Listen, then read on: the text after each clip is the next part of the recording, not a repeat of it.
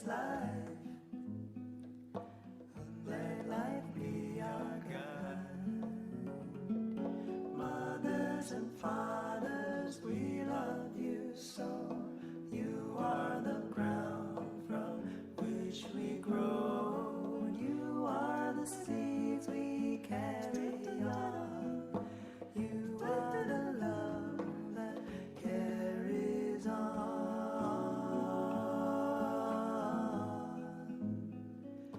Oh,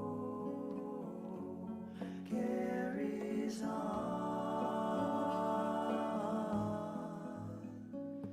Oh, we will carry on. Oh, we will carry on. Oh, life will witness life. Let life be our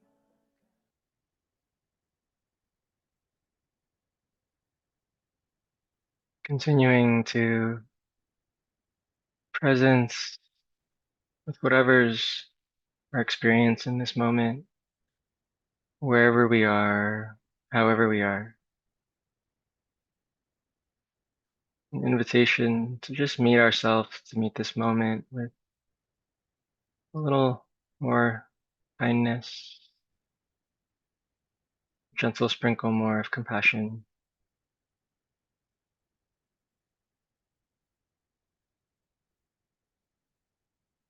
And dropping in, there will be a guided 15-minute practice, 10-minute practice. Your eyes can be open or closed, whatever feels resourcing in this moment.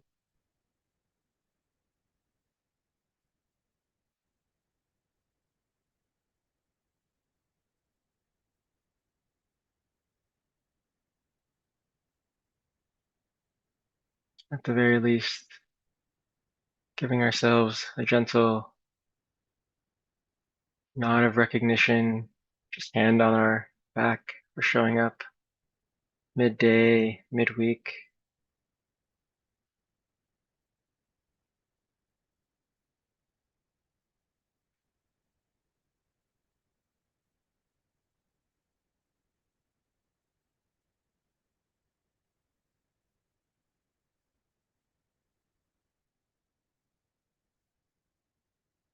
feeling Mother Earth below us,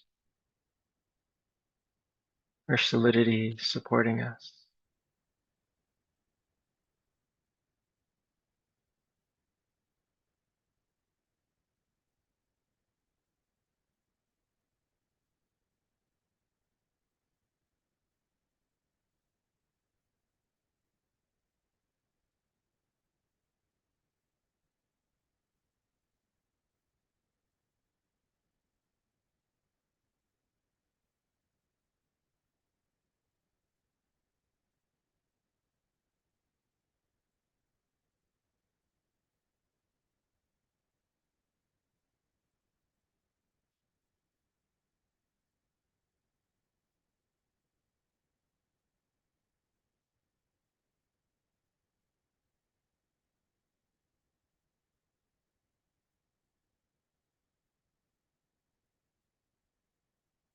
Beginning to establish our mindfulness gently before us.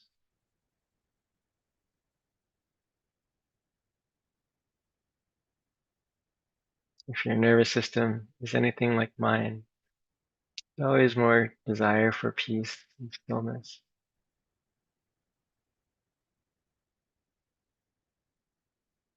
And invitation to be okay with whatever level of peace and stillness might be present in this moment.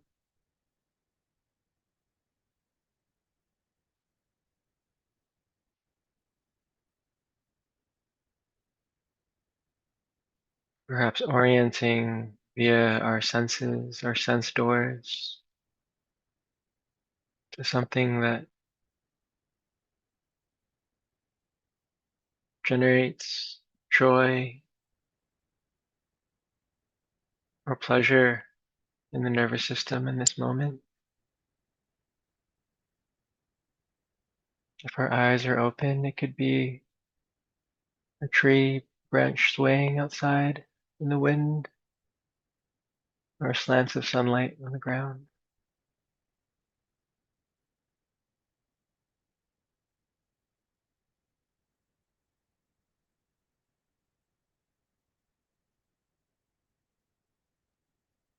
We're using the soundscape as our anchor of meditation. It could be our breath or sound of the birds, the wind.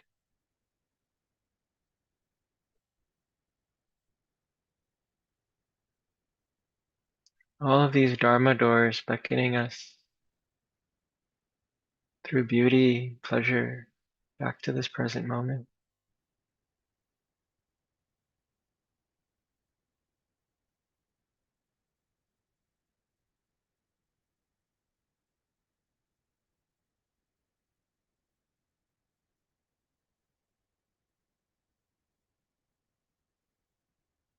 Inviting ourselves over and over, welcoming ourselves back to this present moment.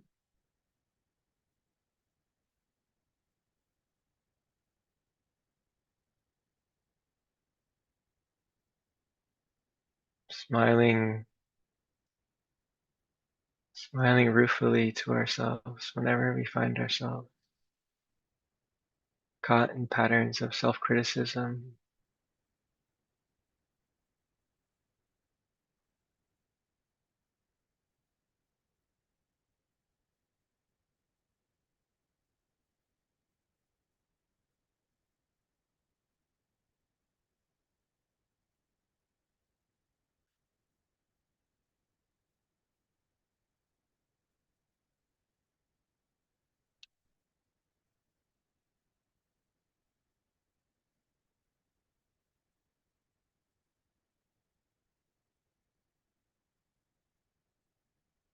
Our inner critic is just trying to get our back,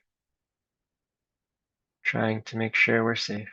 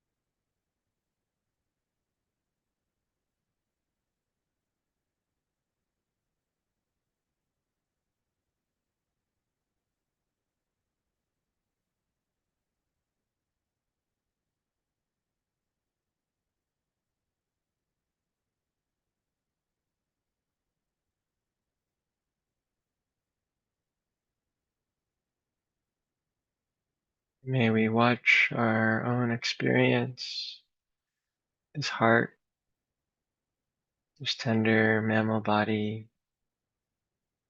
this mind,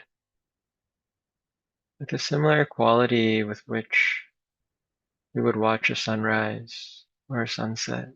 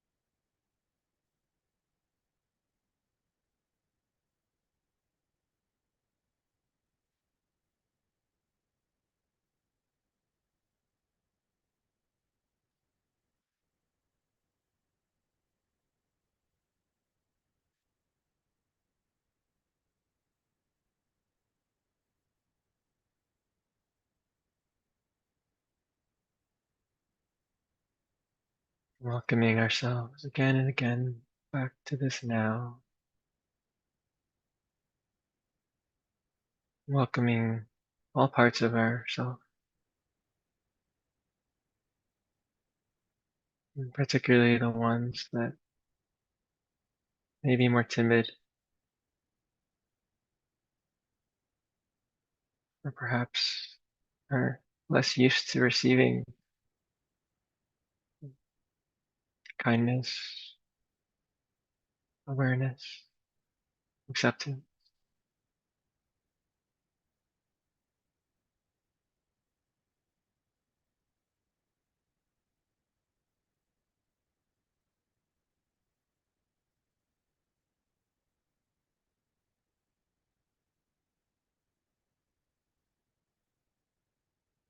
This is because that is.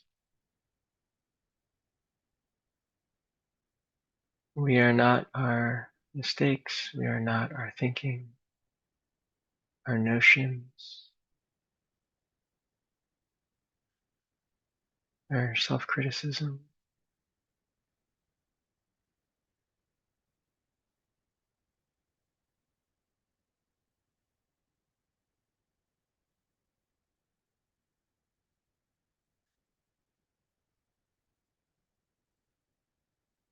This is because that is.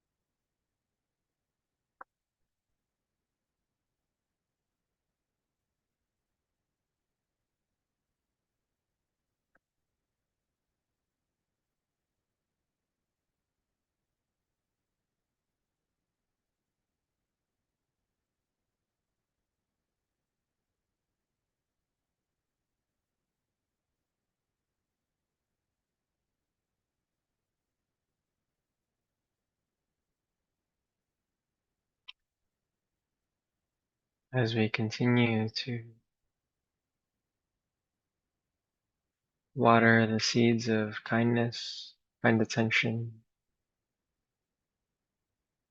water the seeds of the insight of interbeing, of non-duality. May there be a felt sense of relief or even pleasure as kindness deepens and arises. And if there is any felt sense of goodness or pleasure, relief, as we practice in this way, how would it feel to amplify that joy, that pleasure, by just 1%, sinking a little more deeply into this metaphorical bath? That's the perfect temperature.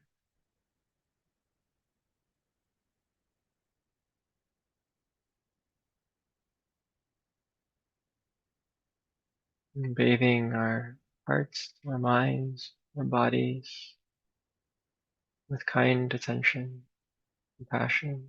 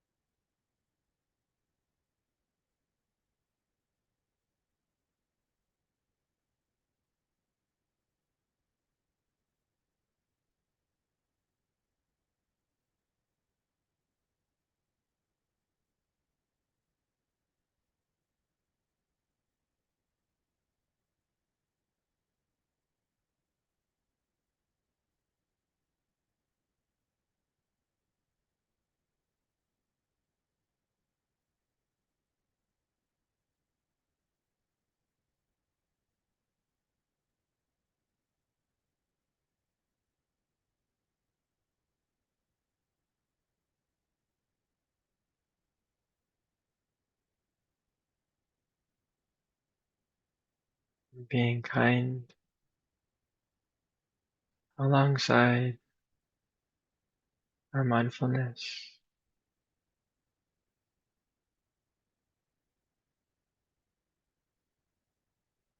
and being kind to the parts of ourself that may still be unkind, and that's okay.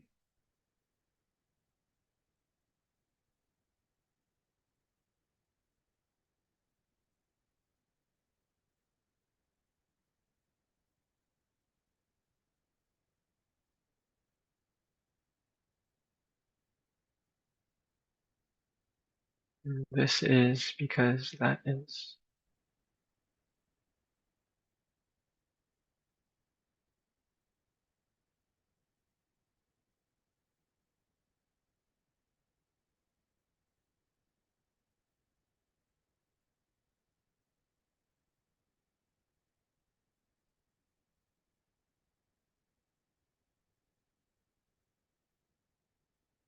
Beginning to savor final 5 or 6 in breaths and out breaths at our own pace, taking our time as we begin to close the formal guided part of the session.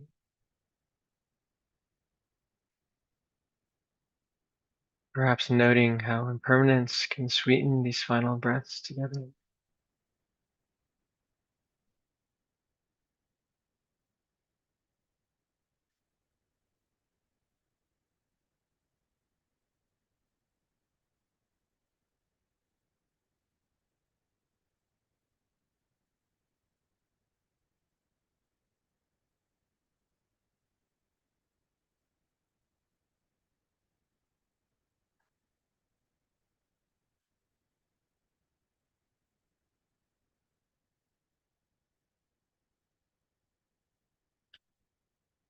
And when we're ready,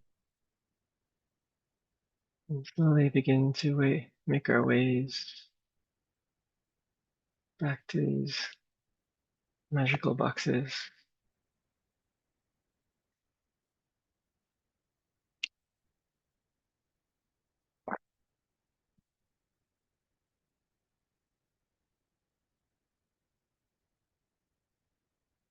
Hmm. I always like to stretch a little bit after practice or massage my face with my palms just gently.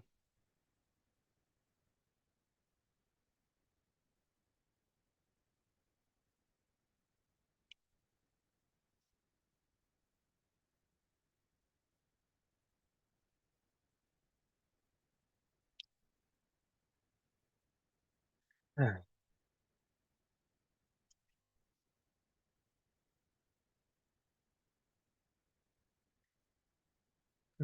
So I jotted down a few thoughts that thought folks coming off retreat would be interested in practicing. And I feel like these are universal questions and topics that are always relevant, whether we happen to just come off retreat or um, sat retreat months ago or even years ago, or are going on retreat in months or in years, or sat a day of mindfulness virtually in our house, or went camping last weekend and had a retreat in the wilderness, whatever that means to you.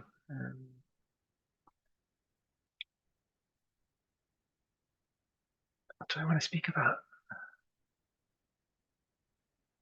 The first thing I wanted to put forth was the importance of leveraging, uh, growing, cultivating compassion alongside our awareness practice, um, the mindfulness practice. And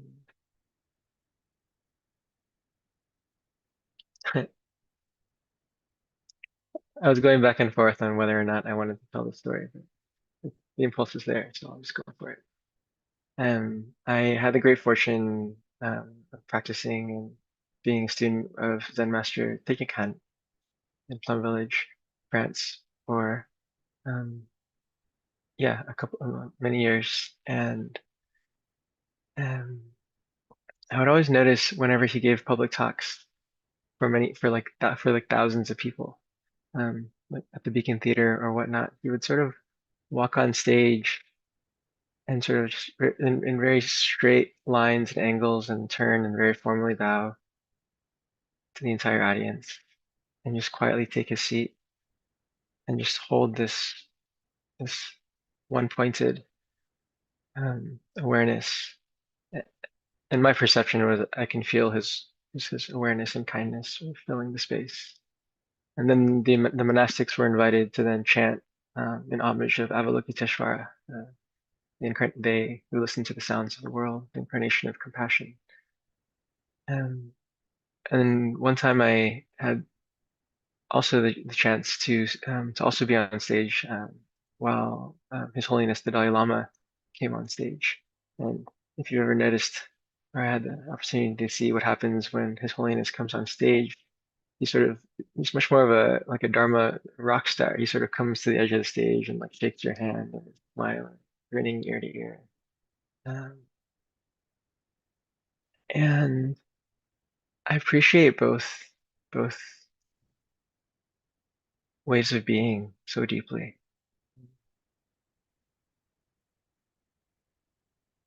And they both speak to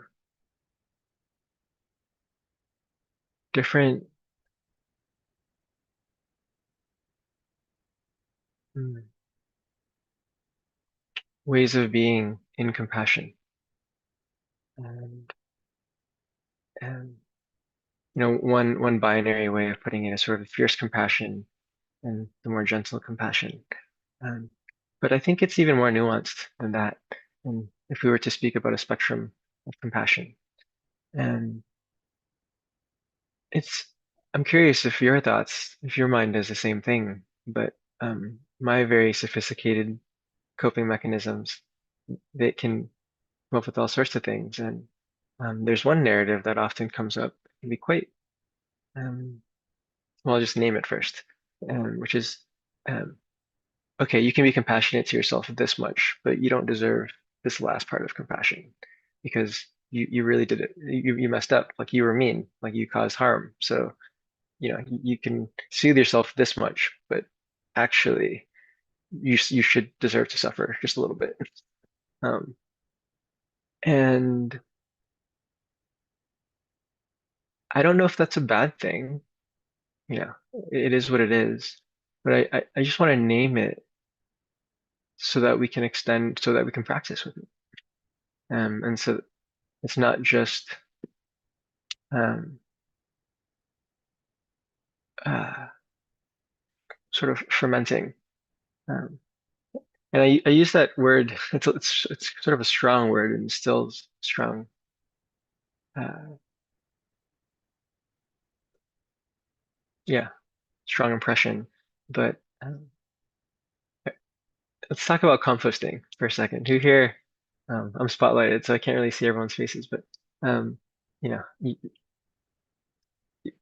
who here composts or who here has composted? Yeah, great. And so if you composted or talk to anyone about composting, you probably realize that everyone has their own way of composting and that there's hundreds of ways to compost, if not more. And I was born in the Bay Area. I grew up in San Francisco, California, and never composted myself, until I was a novice monk in France. Um, and I was suddenly in charge of this entire community's compost. And I had no idea what I was doing. Um,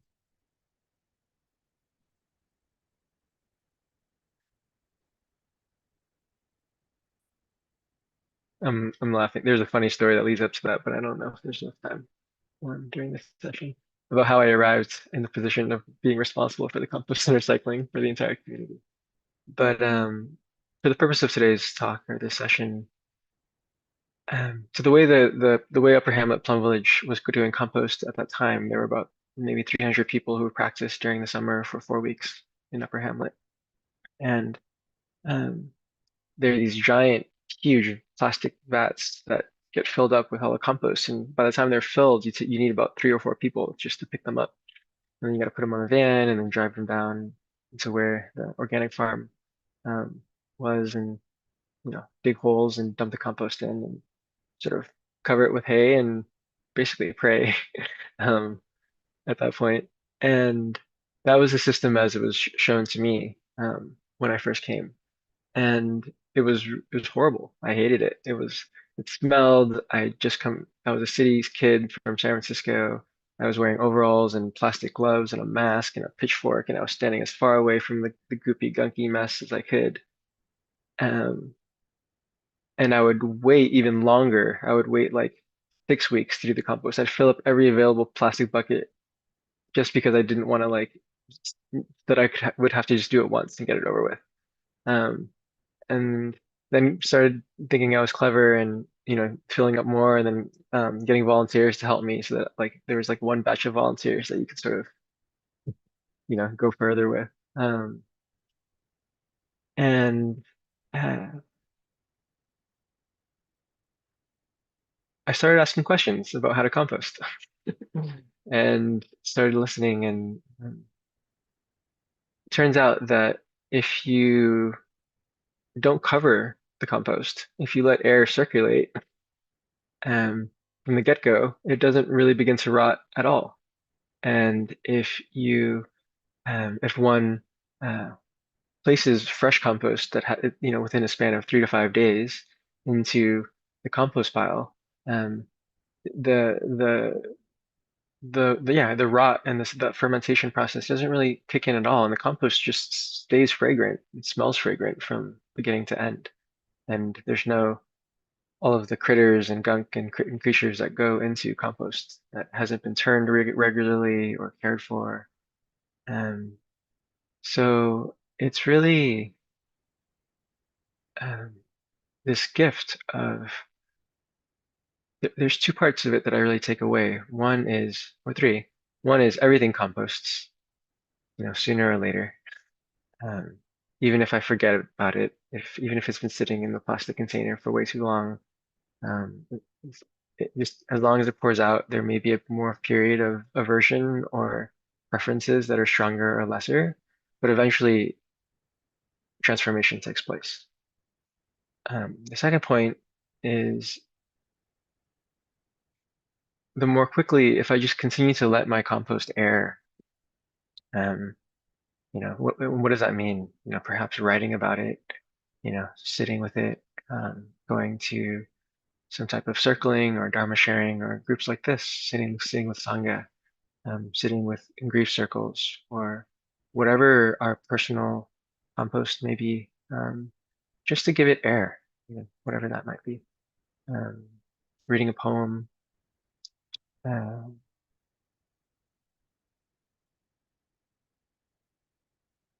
is enough. Just letting it breathe. And if we have the conditions, and if we have the compost pile ready, and there's a skill set for sort of laying that compost into the ground and turning it and tending to it, um, then all the better. But really,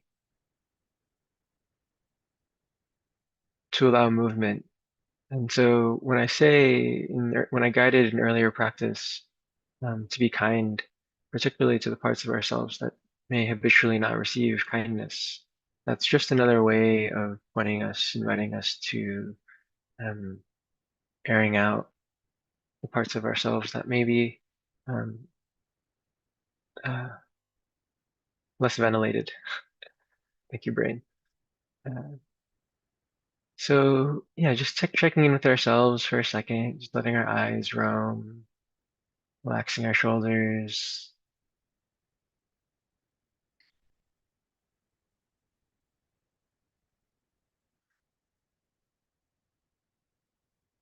being kind to ourselves if your reaction is like, oh yeah, personal compost. What's my personal compost? Sort of like latching on to yet another way of gauging ourselves or measuring ourselves.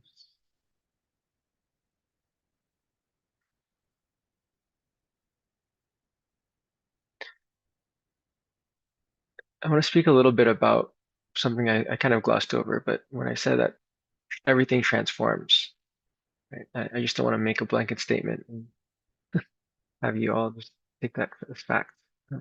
But invite, yeah, invite everyone to um, presence and just take a sort of personal inquiry, gently investigate within ourselves. Um,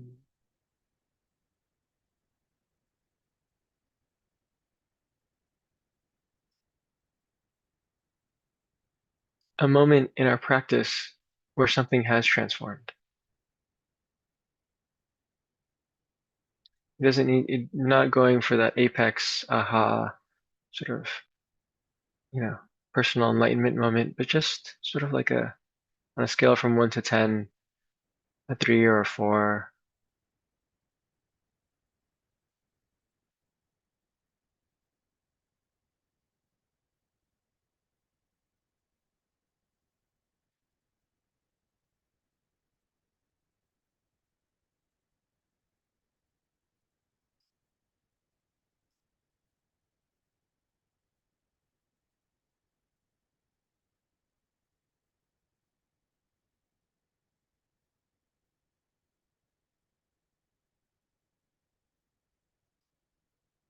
And then letting that go, whether something came up or didn't come up, that's perfectly all right.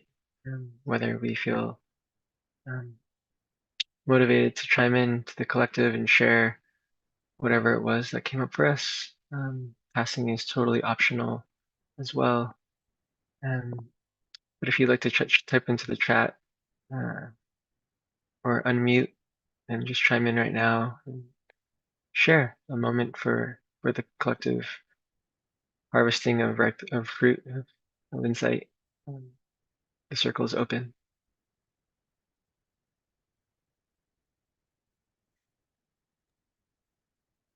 I'll briefly offer, I just in our short meditation a few minutes ago, I composted some tension, and yeah, I felt very uh it was deeply like a really, really rich compost. And I felt very, very relaxed and at ease. Thank you. Thank you.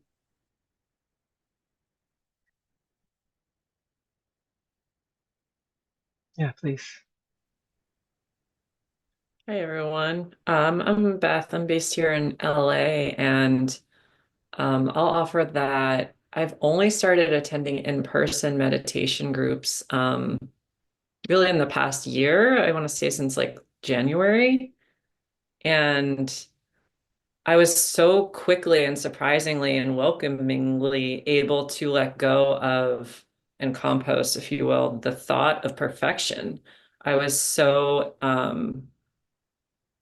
just opened up by how often that was brought up by the person leading the meditation, and how often it was brought up to not shoot for any goal or perfection or perfect stillness or whatnot. And that has been just completely transformative for me.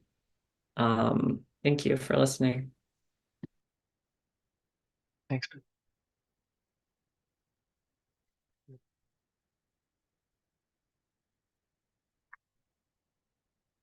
As you all are percolating, I'll chime in briefly with what came up for me during that moment of investigation. I just had it was almost like a cinema reel, with little different captured like moments of my life of me being road ragey, and sort of like going from like more intense road rage to like subtly like less intense road rages.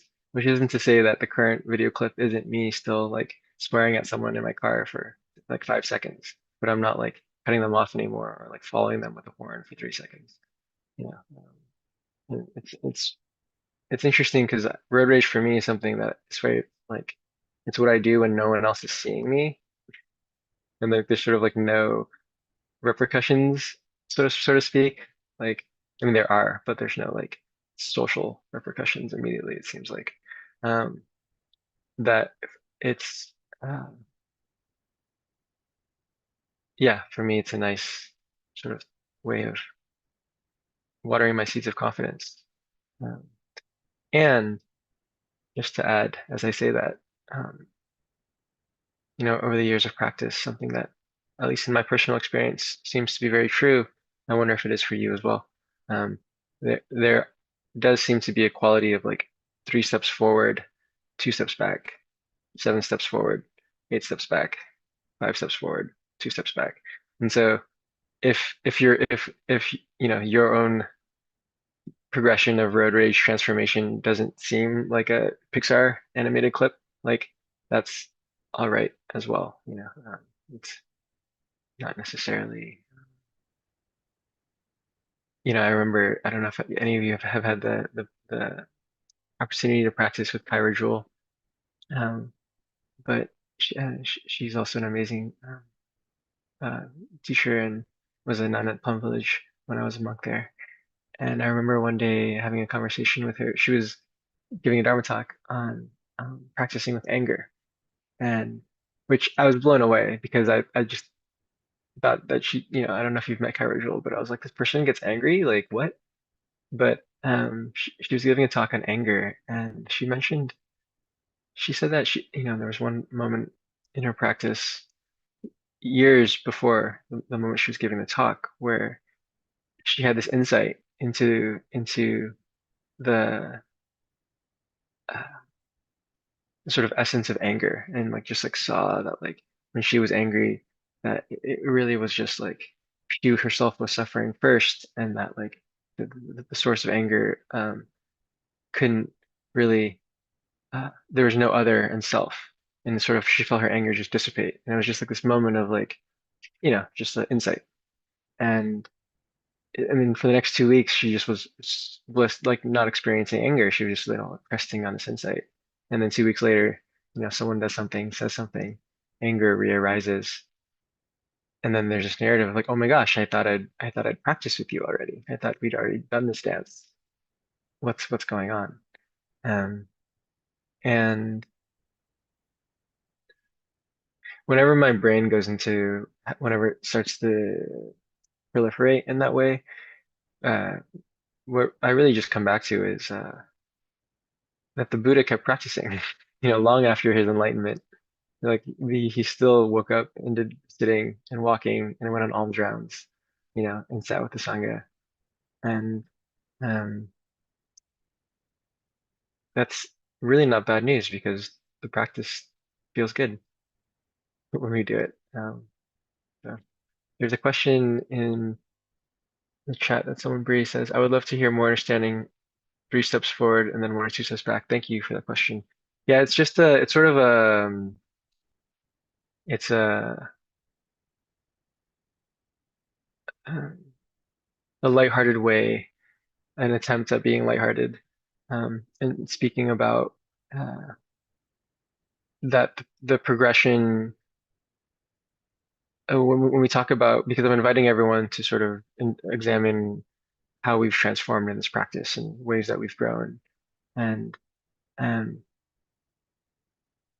I think often in society, we're sort of, when we talk about tracking progression, there's a heavy emphasis on linear improvement. So it's like there needs to be an upward trend consistently.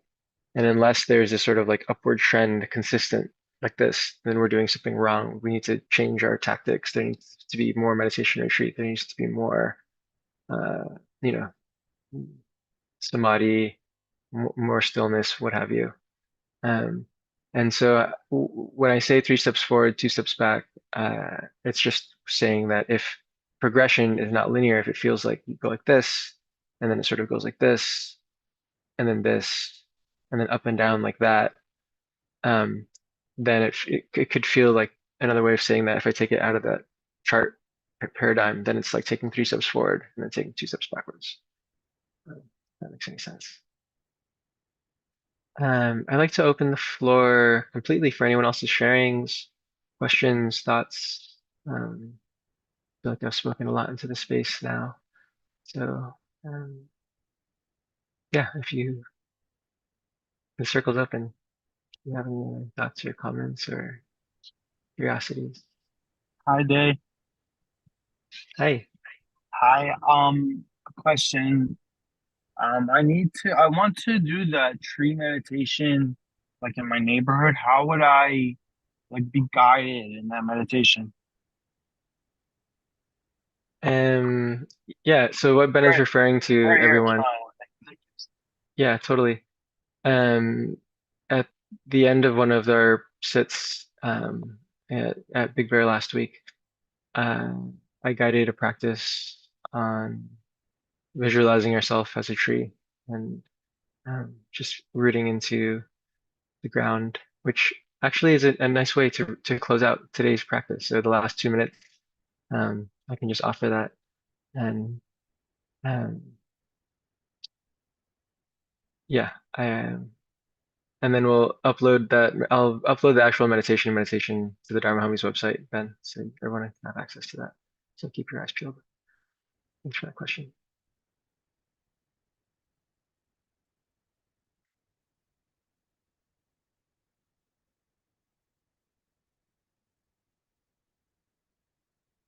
Can you speak more to the meditation instruction?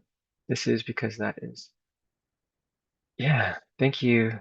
Um, that's actually the first time I've guided practice using that quote.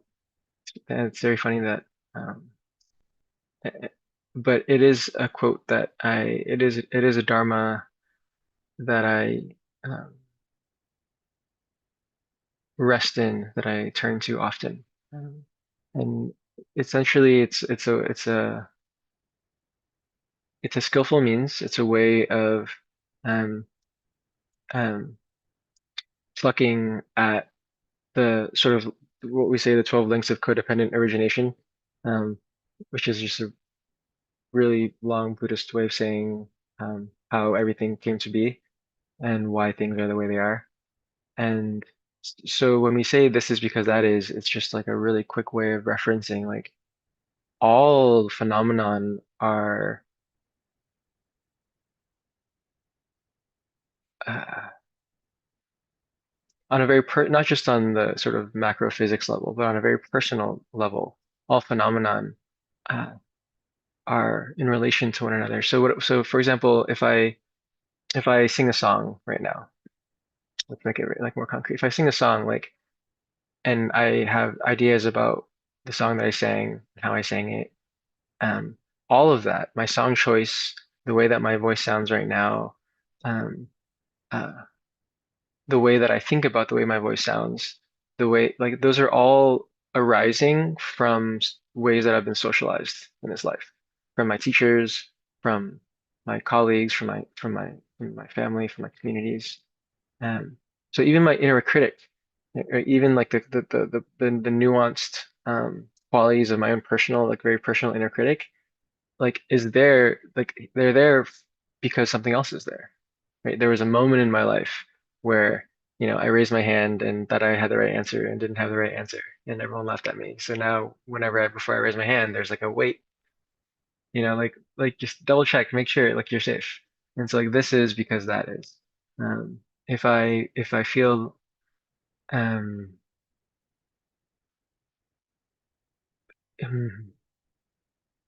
one of the real sweet gifts that always arises for me, and I'm grateful when it's there in practice, is that there's sometimes a little bit of buffer that like a I'm able to take like 1.5 steps back from whatever that narrative is, right? It's like instead of identifying so powerfully with whatever it is that's happening, suddenly it's like, oh, like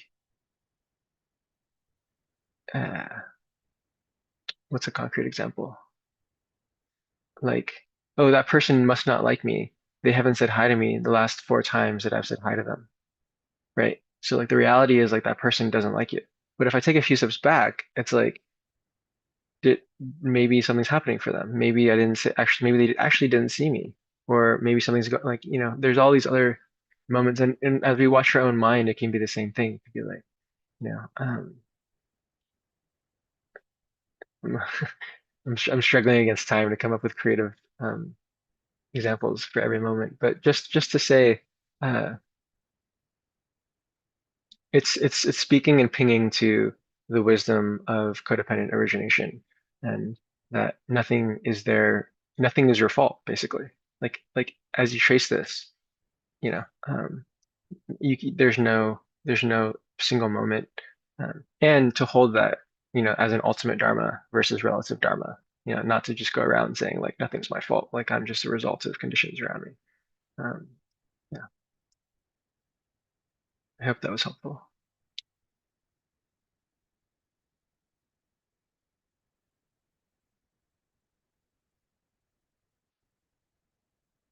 So we have 5 minutes left, and I'm not sure how this container normally closes out for the final 5 minutes, but in the Dharma Homies online circles, we try and have everyone unmute or just type in the chat.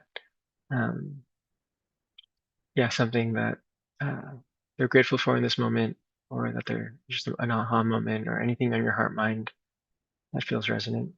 Um, Passing is completely optional. So there's no pressure to do this. Um, and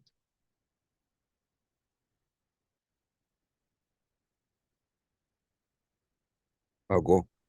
My name's Raphael, and I'm grateful for being able to practice compassion. I love that you brought that up, Day. Compassion, gentle compassion, and fierce compassion.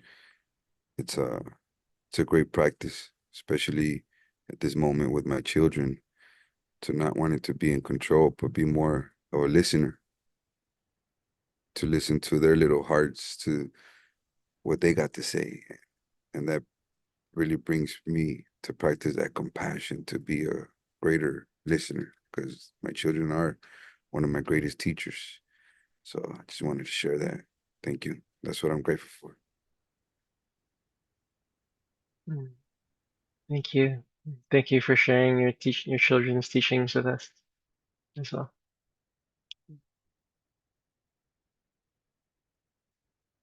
So, Jody's typed in the chat, my two cats. Thank you. Um, this is Marianne. Yeah, thinking right now, compassion is also my word of the day. And thank you for the compost teaching, because compost and compassion start with the same words, I mean, the same letters, and both offer tremendous transformation. Thank you. Thank you. Thank you. All right, we only have a few minutes left, so I'm going to guide us into the promised tree visualization meditation that Ben spoke to, and then close with a sharing of the merit. If you'd like to join for that as well, you're welcome to. Um, yeah, so make yourselves comfortable, whatever feels resourcing in this moment.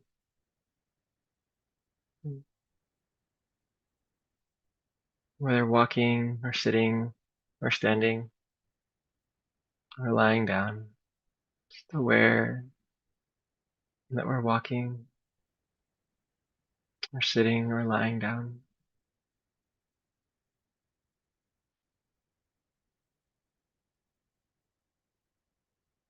And the next invitation is to visualize ourselves as a tree.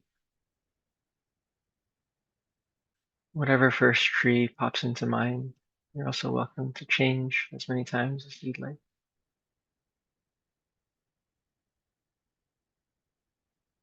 And visualizing roots sinking,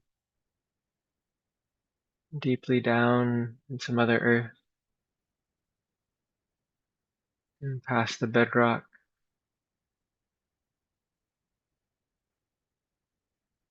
deep into the loamy soil, rejuvenating darkness.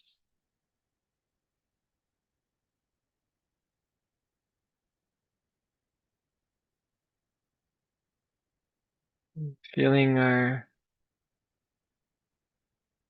branches extending to the sky,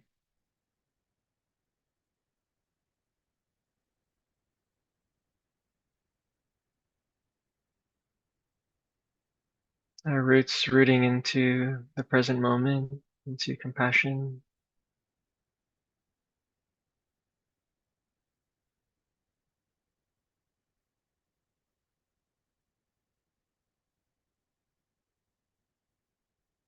And all around us is our Sangha grove, our practitioners in their various tree forms, rooting into compassion, kind awareness.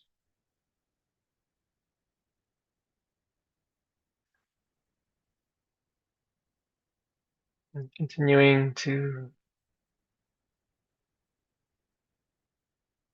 savor the energy of mindfulness and compassion inside of us, in this Sangha grove, in each one of us.